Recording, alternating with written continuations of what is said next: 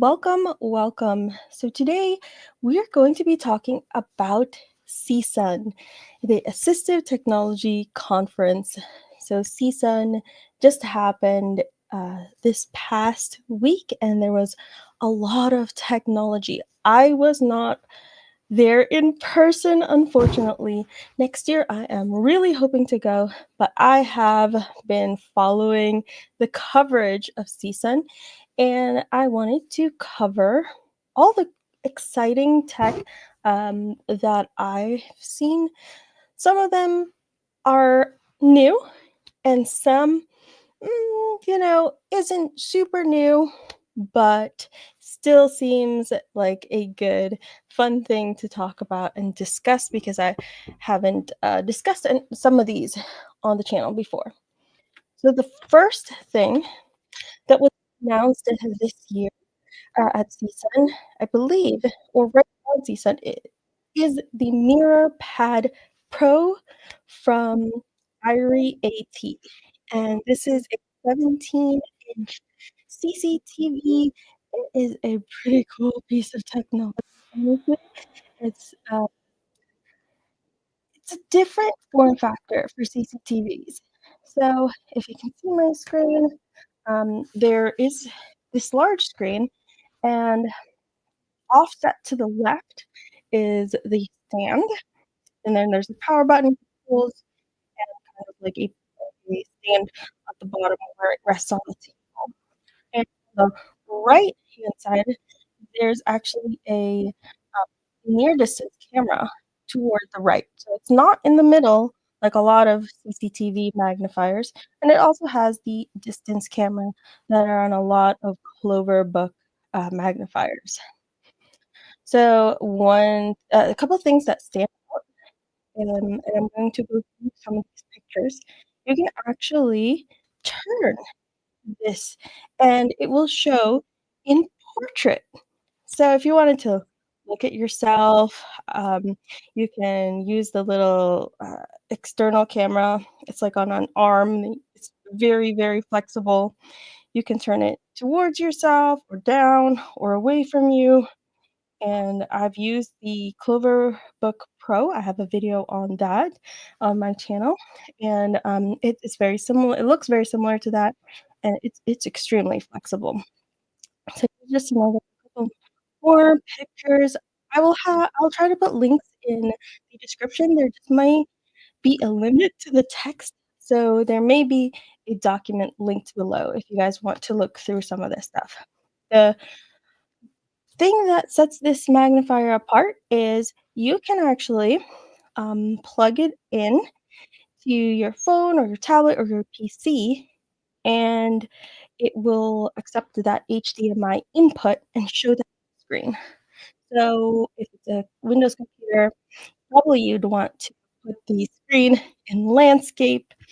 But if it's a phone, you can show it in, it'll show up on, you can put it in portrait, is what I'm trying to say. For Android phones, you can actually control the phone through the CCTV screen. It's a touch screen, which is just really, really cool. That is such an awesome concept. That's a little bit of the MirrorPad, which I just think is such a cool concept. I love that. I think it's such a, you know, we need something different in the low vision magnifier space, and this seems to be really something that is really cool, and I really like this. The next thing that I wanted to show, we'll go back here, is there was something called the Touch Pulse. So navigate life your way. So this is an AI navigation app, and it's like all you do is there's pretty much just one button on the screen, and it will use AI to guide you wherever you need to go. So this is a really interesting concept. Props to them for having a dark mode on their website, except that this yellow background is a little too bright, but that's okay. We'll forgive that. You can also join to be a beta tester for this. They are still developing this. So, I think that this is pretty cool. Good morning, Paul. There you go. Where would you like to go? I think you should be able to hear it now. Take me to the nearest park. I found a route. It takes 15 minutes and includes a bus ride. Walk straight for 15 steps and then turn right. You are now at bus stop C. Your bus is delayed by 2 minutes. It is arriving in 3 minutes at 14:07. Turn left and walk for 10 steps. You have arrived at the park.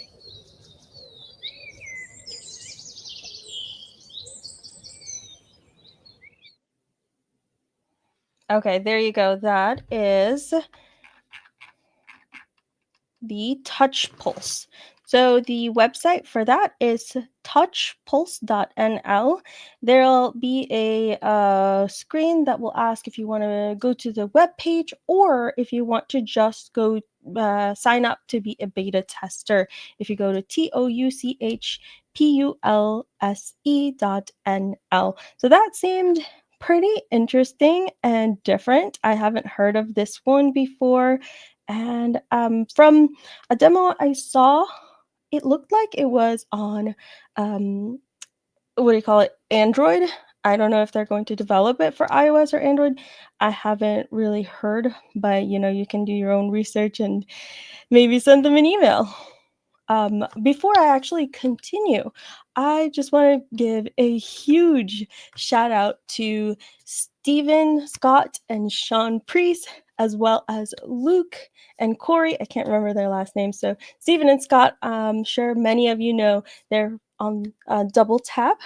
They have they had such great coverage of CSUN, and they had lots of interviews. They walked through the exhibit hall and took a lot of the presenters to the side and really showed off and talked about all this different tech, etc., etc. And so did Luke and Corey. And over the next couple of weeks, they're going to be producing a lot more content and more in-depth content.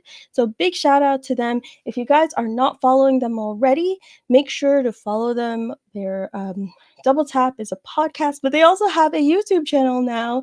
So definitely check them out. They're in the description right now. And Luke and Corey, their YouTube channel is called Vision Forward Tech Connect. And one of the links that I will post in the description, in one of their exhibit hall walkthroughs, I got to kind of remote control and tell them, oh, could you check out this piece of tech? Could you check out this one? And that was a lot of fun, actually. It was just them doing a live stream. So yeah, that was really cool.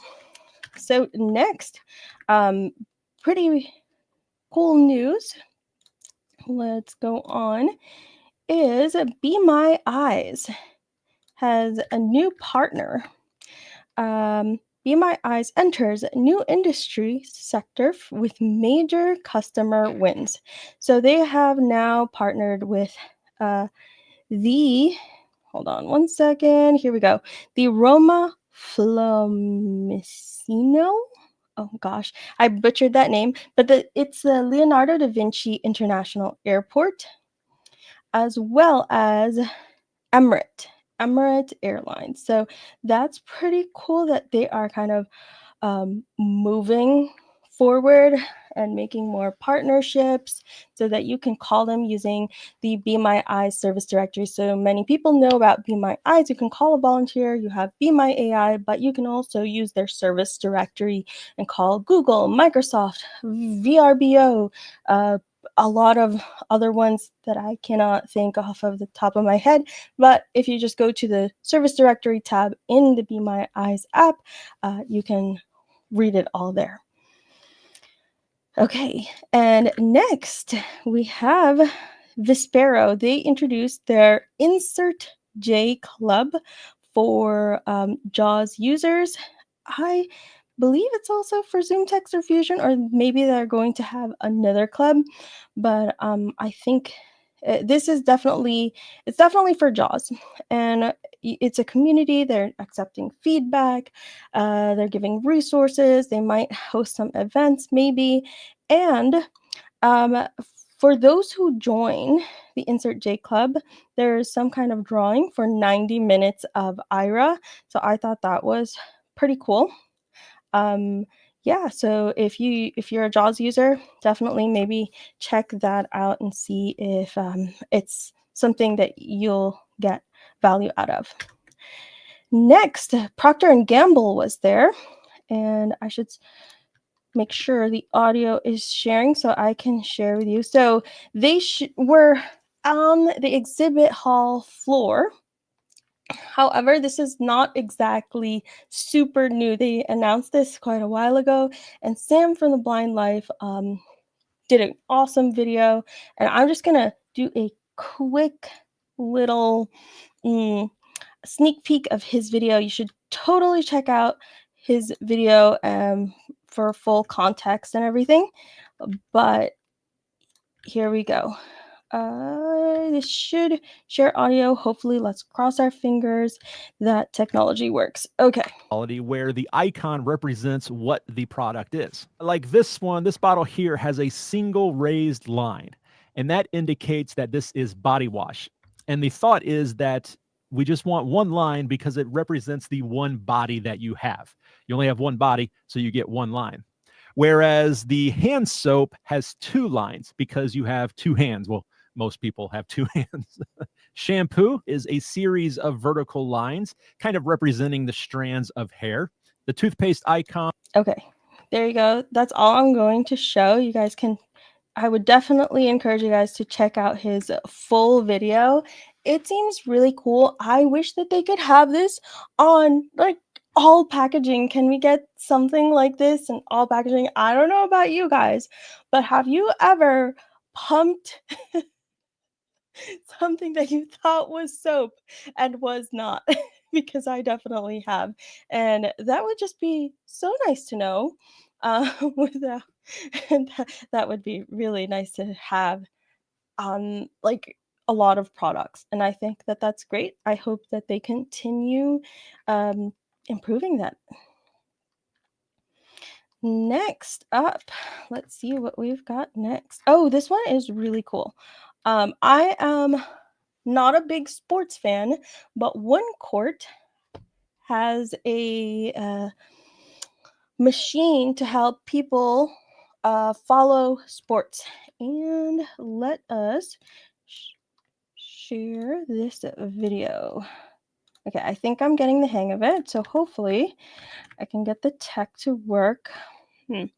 So this is their website, but I'm actually going to show you a little peek from the double tap exhibit floor video, and you guys definitely watch the rest of it. So it just looks really cool. It's like it's pretty thick.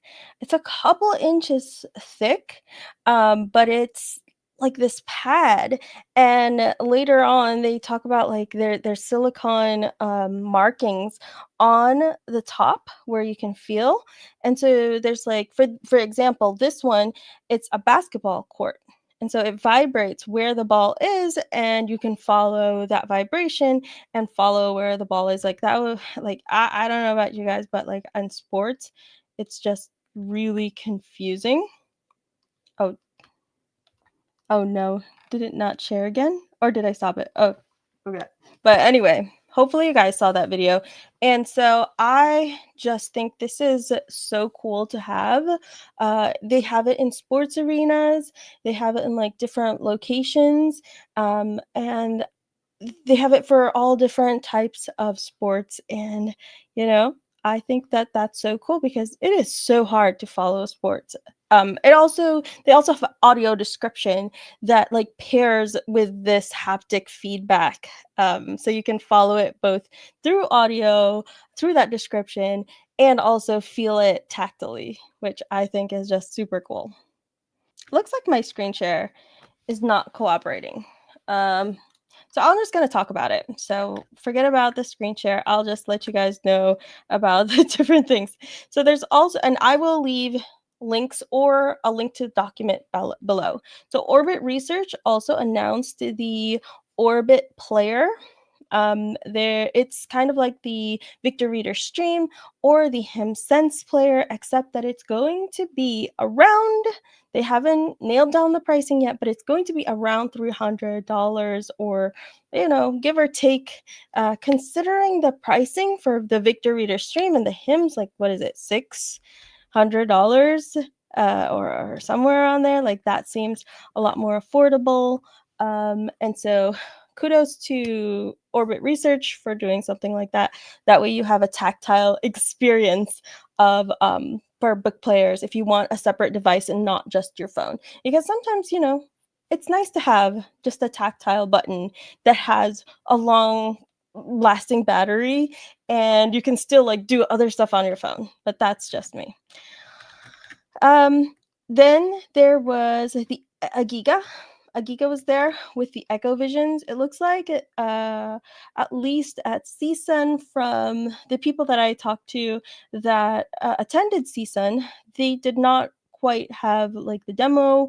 I don't know if it was not working or the internet wasn't working, but they're still not in production yet, so they have like prototypes right now. So we'll maybe wait and hopefully get an interview with them, maybe get a demo with them for the channel, hopefully. Yeah, but the next thing, let's move on to the next one, is Envision finally launched Ally Assistant. It's your everywhere assistant. So it's on iOS, Android, and web. You can get it on all of those platforms. You can customize it. I have a video coming out about it. So when you're onboarding, you can tell it what you like, what you don't like. But if you go into settings, you can actually choose from so many different voices.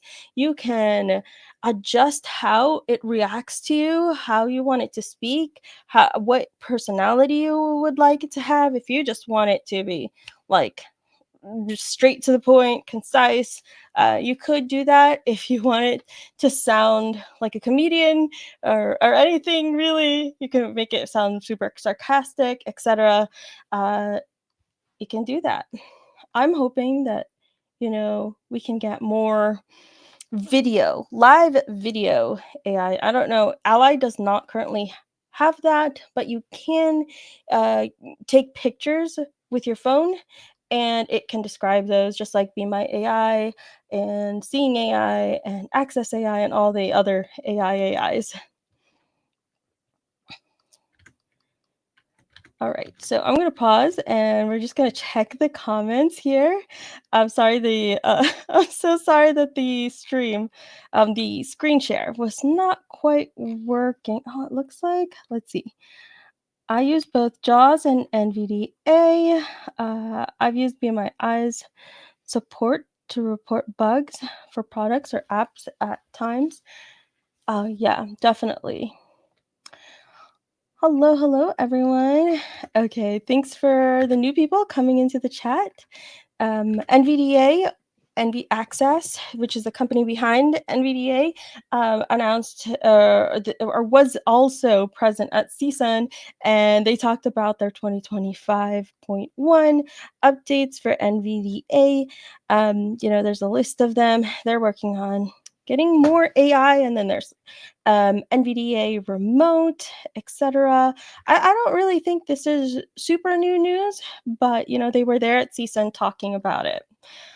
They do hope to get more AI from an interview with the Double Tap team. So that would be nice to have more AI as opposed to like having to install add-ons. So make it built into NVDA itself. So that would be nice. Next, their eSight was also there. They did a couple interviews. So eSight, I will say that eSight has an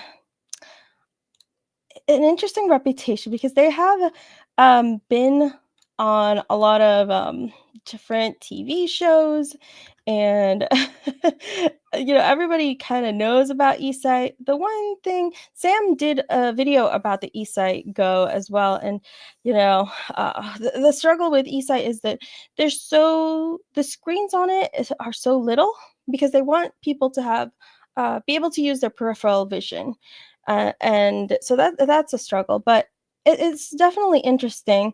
It looks a little bit more like what we're waiting for, at least what I'm waiting for. It looks almost kind of like a what do you call it? Like sunglasses. Like if you look at it really quickly, it doesn't quite look like VR because it's not as big and bulky as like VR, like the Apple Vision Pro or the Meta Quest and things like that. So it gives like this slight illusion of looking like sunglasses, but it's not because you have a battery around your neck. That part I missed when I first watched Sam's video. I think I missed the part, or I forgot that you have to have a battery around your neck that's attached to this thing. So that's certainly different. That's different. I don't know how I feel about that. The next thing. So we just talked about the eSight Go, and Sight and Sound is working on this VR or AR. I don't know what you call it. This headset where you can simulate vision. So those sim specs where you put them on, they're super plasticky. Oh, this is what it looks like to have glaucoma. This is what it looks like to have cataracts or macular degeneration, or this is I can't think of it. RP, retinitis pigmentosa, etc. Except this uses AR, so you put it on, and it's supposed to be a more realistic depiction of like what vision is like. And I really appreciated the conversation that Stephen and Sean had from Double Tap. I'm going to plug them again because you guys should totally be following their CSUN coverage if you want things to be more in depth. And uh, they talked about the concerns.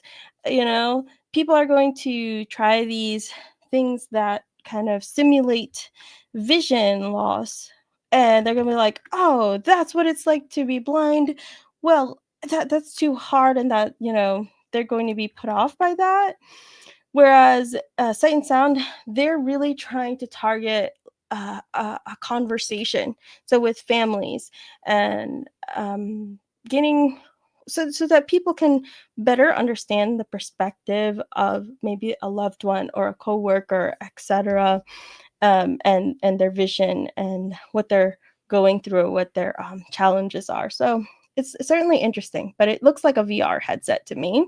It's still pretty interesting technology. So I really kind of like that one.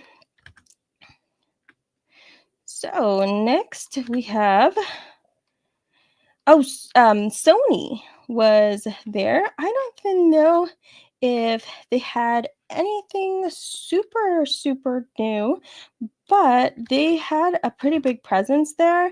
They had like a huge island booth at CSUN. I did look at the interactive map.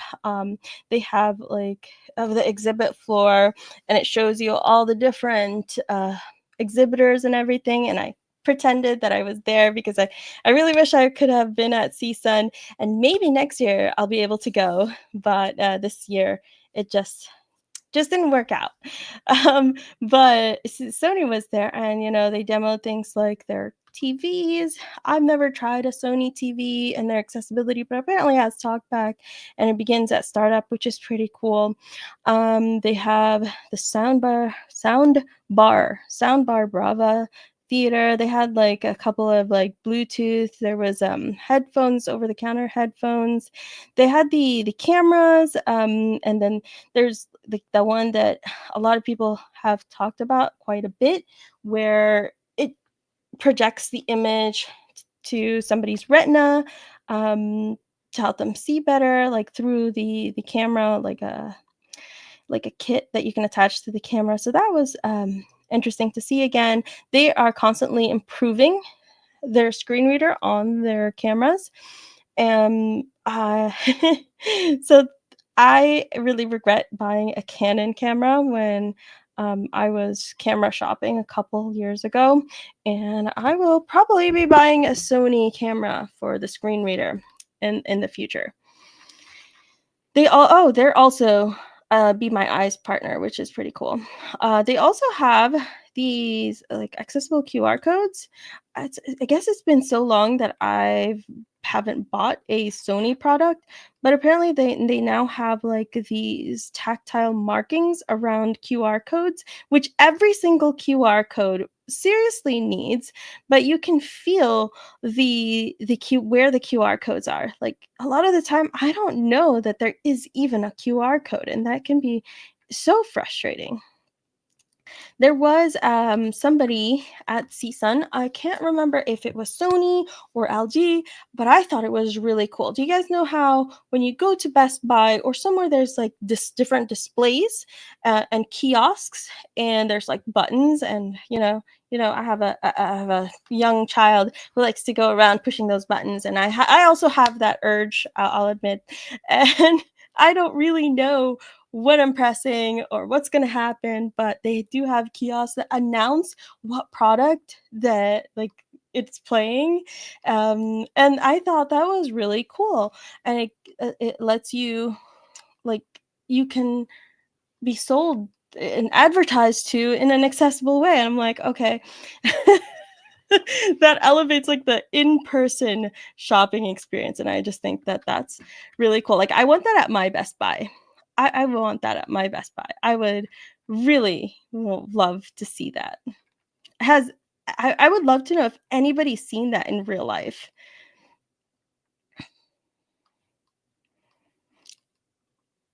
Okay, let's see.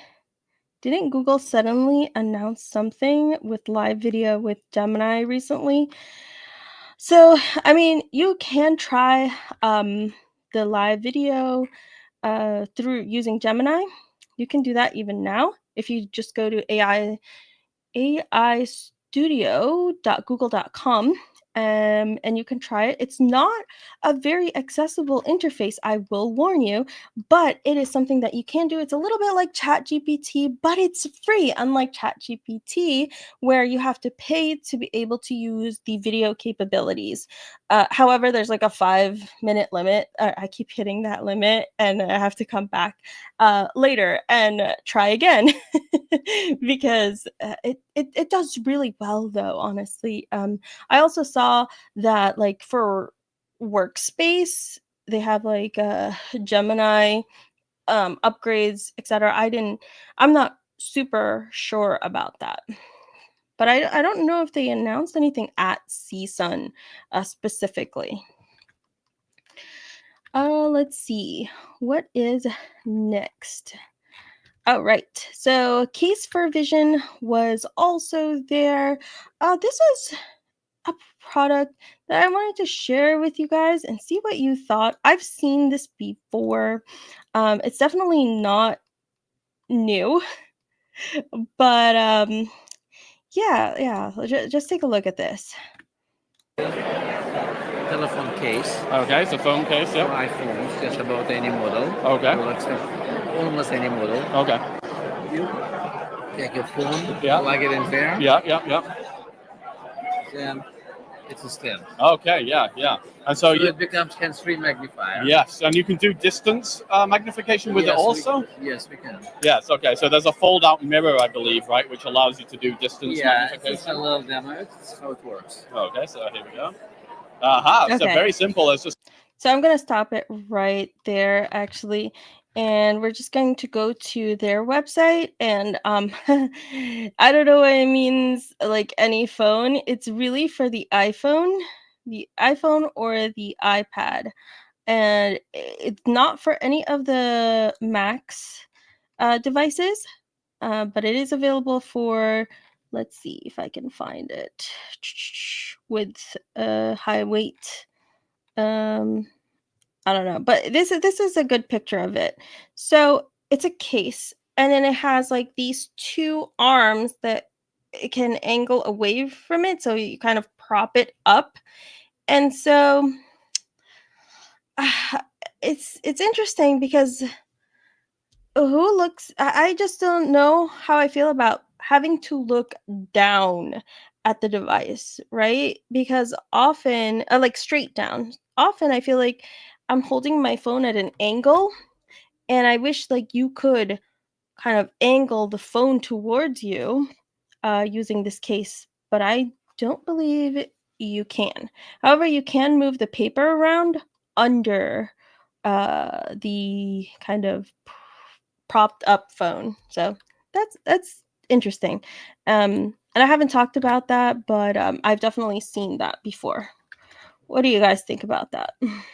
I don't know how useful that is. I feel like at least for me, I may just have to like hold the phone. I feel like that might be a little bit more useful for me personally. So Ally seems somebody in the comments is talking about Ally and how they really enjoy it. I think it's like a really fun app. Um, Sometimes I have trouble with it. They're still developing it, so it gets interrupted easily. And sometimes the camera function doesn't always work super well, so I gotta let me take a look, let me take a look, let me take a look until I can like take the picture. But I feel like they'll continue developing it, and hopefully we'll just have to see how it progresses. Let's see what is next. So now that we have some Braille devices. So here we go. I'm going to share my screen again. There is the Codex. So this is an interesting one. How many lines? I don't remember. What was so interesting about this? The price is certainly interesting. It's $9,995 for this. I guess this is more geared towards schools. But they did have this at the CSUN, and this one is interesting to me. This is from Haptics. It's the activator. I think it was in New Haptics. It is a Braille display with a Braille like keyboard and a QWERTY keyboard. You flip it open to reveal the QWERTY keyboard, and I've just never knew that existed. That may have come out like a while back, but I've never seen that. So that's kind of interesting to me. Here we go.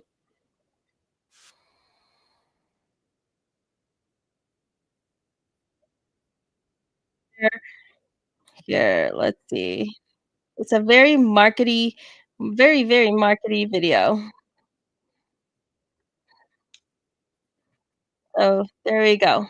It opens up and has a keyboard in there. So that's interesting.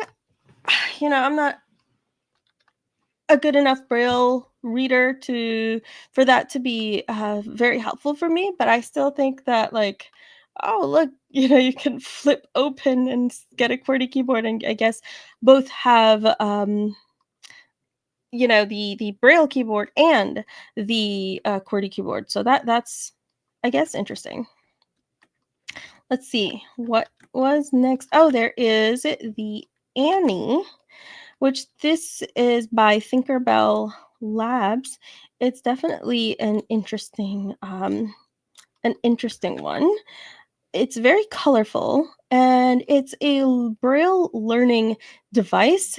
It's super colorful. It's for schools, etc., for children learning Braille.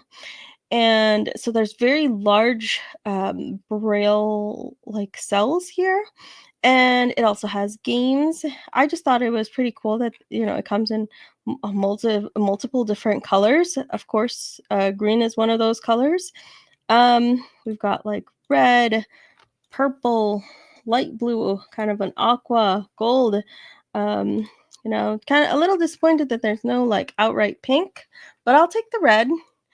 But yeah, it's just really interesting to me that, you know, they always want to stuff AI into it, and apparently this also now has AI. I don't know if that's a great thing, a good thing, or what, but it has AI. Yeah, there was a great video from Vision Forward Tech Connect about it.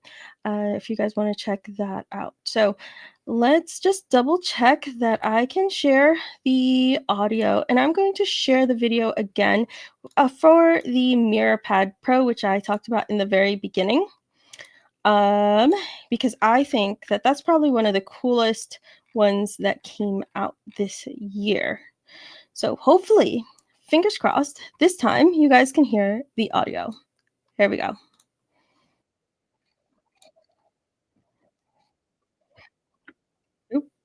Viewer. Like other magnifiers, MirrorPad There Pro we can go, help here we you go. read printed Wait, materials. let's go Introducing the back. MirrorPad Pro, the first 3-in-1 wireless magnifier plus device viewer. Like other magnifiers, MirrorPad Pro can help you read printed materials. MirrorPad Pro has OCR TTS built in, so it can even read aloud for you. So far, Emily says. Then there's YouTube channels that you're following, but they're so Okay, hopefully you generic. guys can hear this. What about my area? What about my soil? But unlike the others, MirrorPad Pro can also magnify your phone, tablet, and computer, and even control a smartphone. Plus, MirrorPad is lightweight and operates on battery, so you can take it wherever you go. Boasting a 17.3-inch IPS Ultra HD 4K matte touchscreen, MirrorPad Pro is immediately impressive. Colors are true, and the image is unbeatable. MirrorPad Pro has a 48 megapixel desk camera, as well as a 48 megapixel telephoto 3-in-1 camera for incredible distance, desk, and self view. Okay, we're gonna stop there. Please tell me that the audio went through this time. But this is such a cool magnifier from Irie AT. Once you connect anything onto the magnifier, like say your PC screen, and say there's something that doesn't have dark mode, you can still use the color contrast filters and apply that to the CCTV, even though it doesn't show up on your computer. So I thought that was really, really cool. Now, I'll be really disappointed if you guys did not hear that.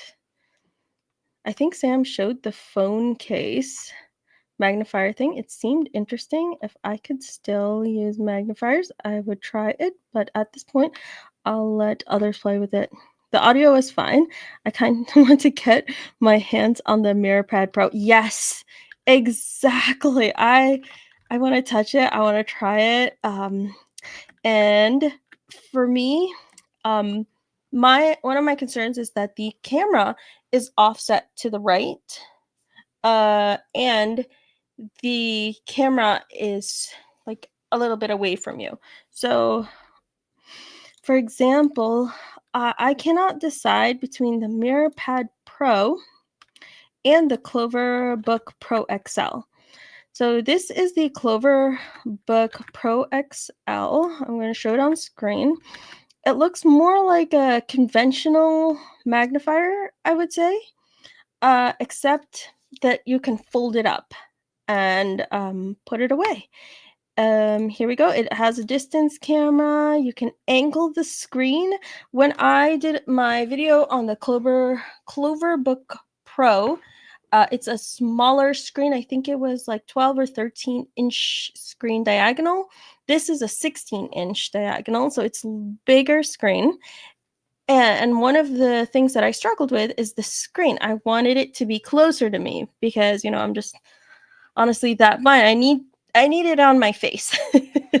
And the camera, what I really liked is the camera is actually very close to you, and it's right on the opposite side of the middle button, which is the panning joystick right here. So when you're reading a book, this I'm worried about the MirrorPad when reading a book, because all of these images, the product images that they're showing are kind of more like papers, worksheet papers. I'm sure that's fine, maybe not super zoomed in.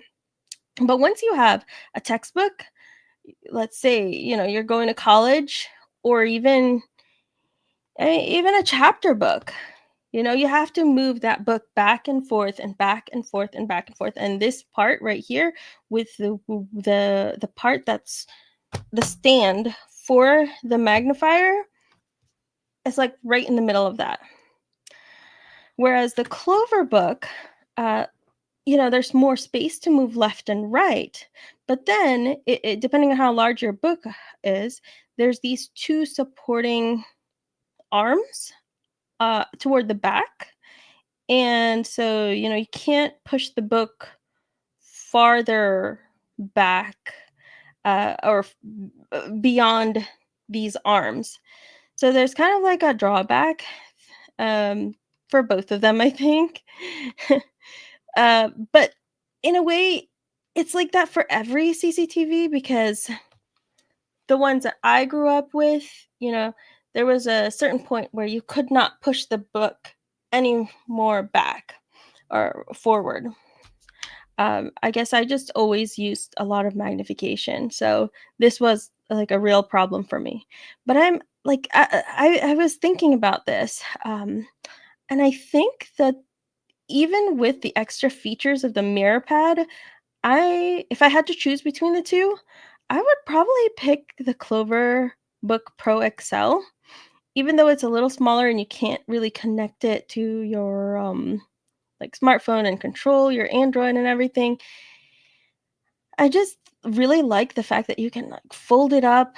It comes with a really nice carrying case. It just seems to be a little bit more convenient. Now the price is not as convenient. It's $3,695. The MirrorPad is also the same price. So it's kind of, I don't know. They're just both extremely expensive. And I don't even know why I'm really thinking about it, because I don't know where that money would come from. But they are very, very cool products. So yeah, those are, let's see. Actually, I forgot. I need to look at my Google Doc here to see if there's anything else that I wanted to cover. So we talked about the MirrorPad, we talked about the Cloverbook, we talked about Touch Pulse, the navigation GPS AI app, Be My Eyes, new partnerships, the Insert J Club. We talked about One Court, the one for sports, the Procter and Gamble Inclusive Packaging, the Orbit player. We briefly talked about the Echovisions, Envision Ally. We talked. Oh, okay, yes, it's from Braille Dream Tech. No, Braille Dream Group. I don't remember, but it's called the Activator. That's another Braille display that was there. We talked about NVDA, the eSight Go, Humanware. Oh, Humanware announced the updates to the Odyssey reading machine. So now it has AI. You can ask it questions, 50 questions a day, which I think for the people that probably are going to be using the Odyssey, because it's most likely it's a reading machine. Most likely these are people who are not familiar with smartphones. Probably doesn't mean that they aren't, but they're using this reading machine with OCR and everything as opposed to their phone. And they probably want something simple, but you can still ask questions, and they probably don't need more than 50, but it's interesting that they chose 50. I don't know. What do you guys think? Do you guys ask more than 50 questions to Be My Eyes or Be My AI a day? If it was only for reading, not for describing anything, but for reading? Let me know in the comments. Let's see. So we talked about that. Oh, So according to an interview, and I'm going to continue saying this because it was somebody who was working at Humanware, so I'm going to spread this. They said that they are working on updating the Stellar Trek with book reading capabilities. So there was a previous model of the Victor Reader Trek. I think that's the name. So you could have GPS and read your books.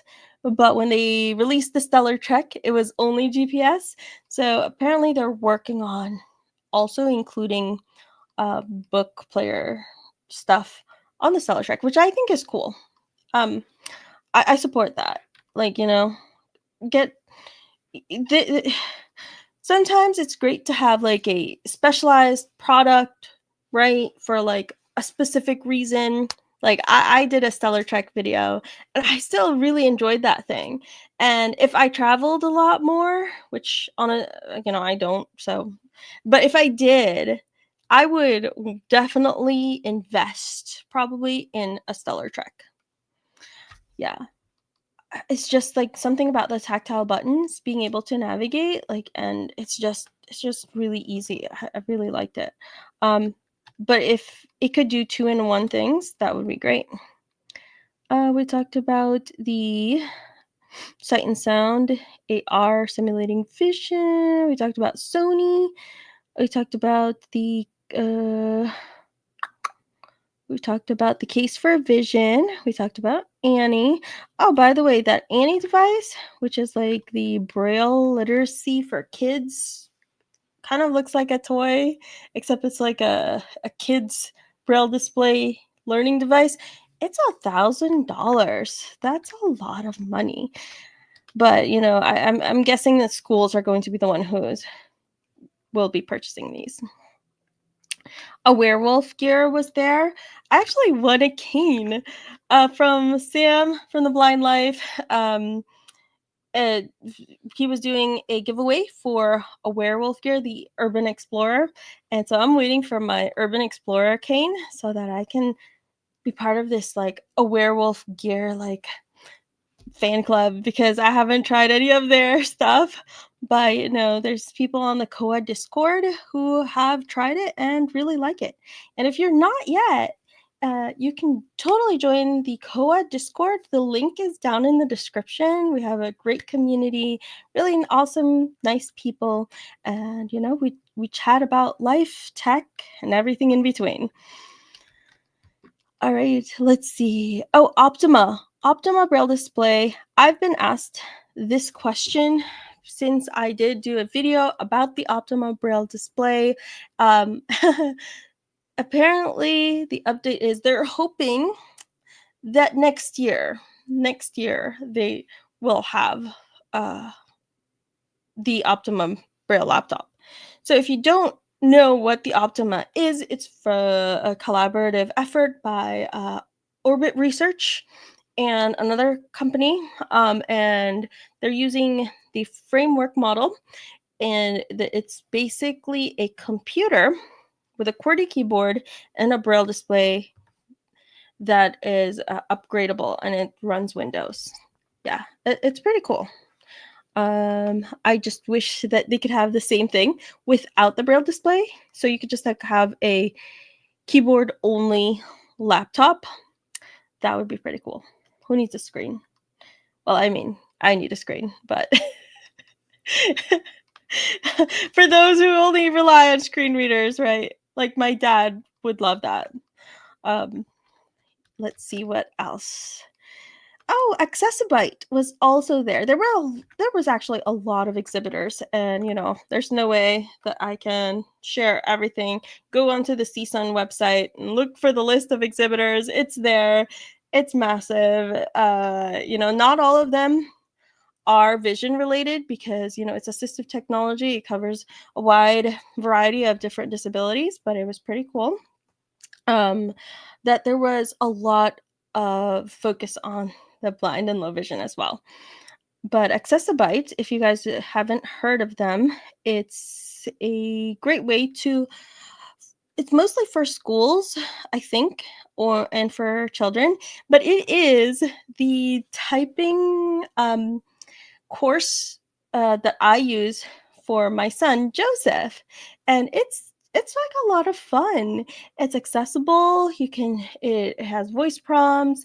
It's like super large. I've tried a lot of different like learn how to type apps and websites. APH has a free one, and it's really like screen reader friendly. But like, if you have vision, it's kind of boring for kids, but if you have vision, it's still too small, etc. And Accessibyte is just I really like it. It's fun. At least I think it's fun. I'm actually going through their Brailleo course. It's like learning how to type in Braille or learning Braille and contractions. I was playing with it earlier. You can use the what is it? The FJDK SNL as your like Braille keyboard, even though it's a QWERTY keyboard, and it's not exactly the same, but it helps you kind of internalize those dots, because ideally I want to try to get better at Braille screen input or the Braille keyboard on Android, because that would be great. That would be awesome. That would be cool, because I'm very slow at typing Braille. I don't know if I'm slower at typing Braille or reading Braille, but I need to improve.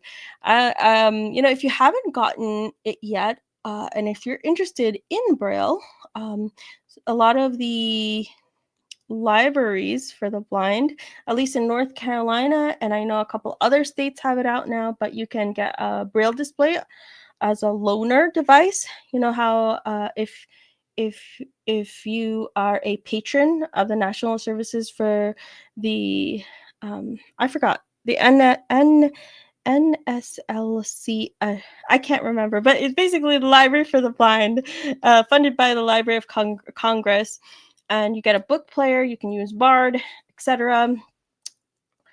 You can get a Braille display if it's supported by your state. So I have mine, and I've been trying to read it, and contracted Braille is hard. That's the only thing for me. It's hard to remember all the different contractions. Now let's see if there's anything else. Okay, yeah, I think that is all for me. I think that if I were to go to CSUN next year, I would love to like do a COA meetup